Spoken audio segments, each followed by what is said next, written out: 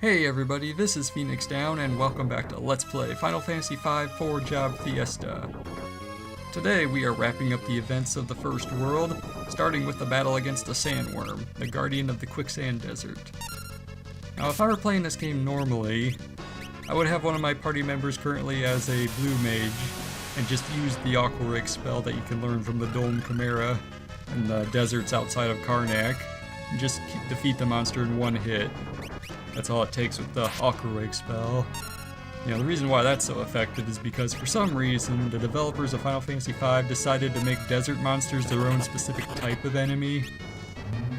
Kind of like how you have like fire elemental monsters, you know, and they're weak against ice attacks, and you know, water monsters are weak against lightning, that sort of thing.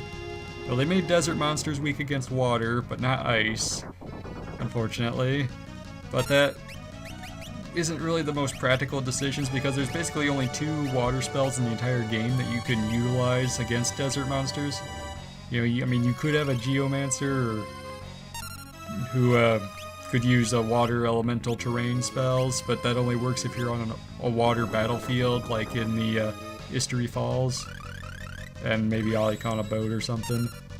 And it's not very practical. And the other 2 obviously was Aqua Rake and the Leviathan Summon. Neither of which are really, you know, viable given my current party setup. With Ferris as a time mage, and Galuf hasn't been determined what his job class will be just yet. You know, another strategy I could have used against this monster, since I can't one-shot it, I have to play the whack-a-mole approach. I'm playing very conservatively in this little playthrough with Ferris casting regen and kind of trying to buff myself up a little bit, because I was a lot more aggressive my first time fighting it, and I died horribly. Because every time you attack the open holes when the sandworm moves, it counterattacks with the demi spell, and it also follows up with that, you know, that quicksand attack that can do HP sap, and it's just a nasty customer all around. So I tried breaking some elemental rods.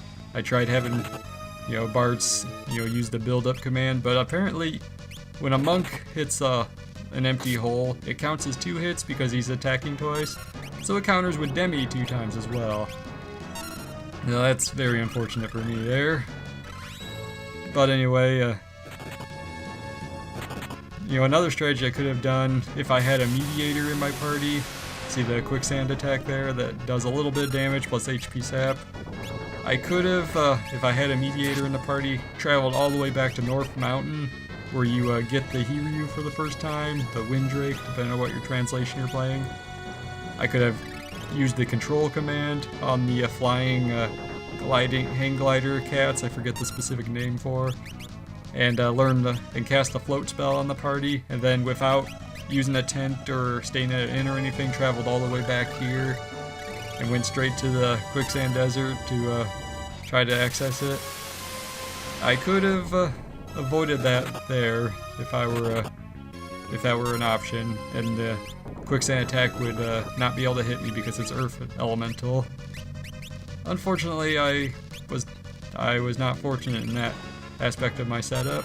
Under normal circumstances, I probably could have pulled that off.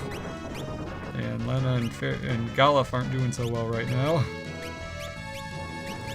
I'll start going on the offensive shortly. Anyway, that's about all I have to really say right now. You know, the Archaea Avis coming up. About the only thing I can really say is that, you know, if I had a Geomancer, I could open up that attack with Wind Elemental Terrain spell, because it starts off being weak to wind attacks. I think I said that in the actual LP itself. And if I had a blue mage, I could do level 5 death on it during the second phase of that battle. And you'll get to see me fight against that bomb ring enemy and do it a lot more successfully this time. But that's all going to be sped up. I'm going to fast forward through those fights and put some music on there. Currently unreleased OC remix track from the second Final Fantasy V album, a little bonus that people that kickstarted the original, the Final Fantasy VI Balance and Ruin album because I was a backer for that, I got early access to a few tracks from upcoming albums, and that was one of the ones. So, as I sign off here and play myself out, you guys will get to listen to some cool, unreleased overclocked remix music. So this has been Phoenix Down, and I will see you guys next time.